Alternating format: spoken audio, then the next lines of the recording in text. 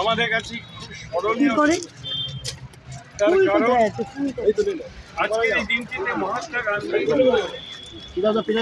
তিনি জাতীয় কংগ্রেসের সভা মঞ্চের সভাপতি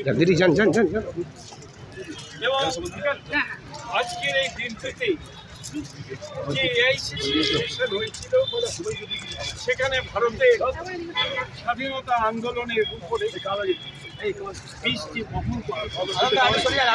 কুইট ইন্ডিয়া মুভমেন্টের স্লোগান সেদিন ছিল কিন্তু ছিল একটি সংঘবদ্ধ রাজনৈতিক আন্দোলন তৈরি করার রাজনৈতিক আন্দোলনের সঙ্গে সঙ্গে মহাত্মা গান্ধী সেদিন অস্পৃশ্যতার বিরুদ্ধে, জাতিভেদের বিরুদ্ধে, সাম্প্রদায়িক ঐক্য রক্ষার জন্য তিনি সমস্ত কর্মীদের এবং দেশবাসীকে আহ্বান দেন।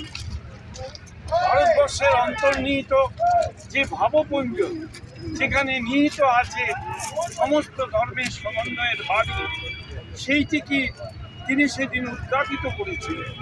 মহাত্মা গান্ধী ব্যক্তি জীবনে 100তে 100 ভাগ হিন্দু ছিলেন, কিন্তু তিনি এটা বিশ্বাস করতেন যে বড় ধর্মের প্রতি যদি আমি সহানুভূতিশীল না হই তাহলে নিজের ধর্মকে শ্রদ্ধা করা যায় না। আজকের পৃথিবী উন্মুক্ত, ধর্মের নামে সংঘাত তৈরি হচ্ছে বিভিন্ন দেশে দেশে। সেই মুহূর্তের কথা স্মরণ করে বিশ্ববাসীর কাছে ইউনাইটেড নেশন থেকে বারে বারে প্রতিধ্বনিত হয়েছে 2 অক্টোবরের কথা। বলা হয়েছে ওই দিনটি অহিংসা দিবস হিসাবে বিশ্বে পালিত হবে। আজকে সেই অহিংসার মর্মমূলে যে মানুষটি রয়েছেন তাকে আমরা অন্তরে শ্রদ্ধার্ঘ্য নিবেদন করার জন্য তার পাদদেশে এসে উপস্থিত হয়েছে।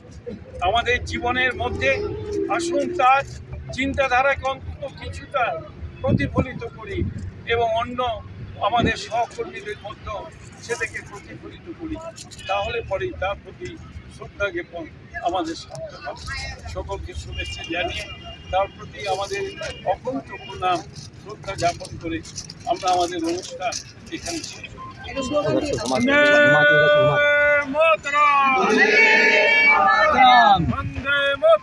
वंदे मातरम। জাতীয় কংগ্রেস जिंदाबाद जिंदाबाद।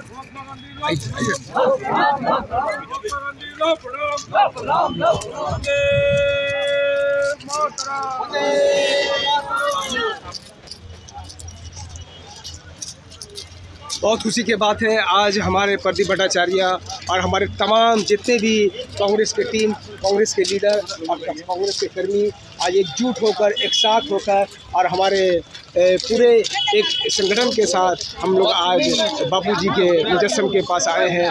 और आज कांग्रेस दिवस जो बनाया गया है, कांग्रेस से एकजुट बनाया गया है और हमारे बंगाल के टोकन दा है हमारे साथ, सभी हम लोगों के साथ, पूरी टीम हम लोगों के साथ है। आइए प्रोग्राम को मुनक्किद करके यहाँ से खत्म किया जा रहा है।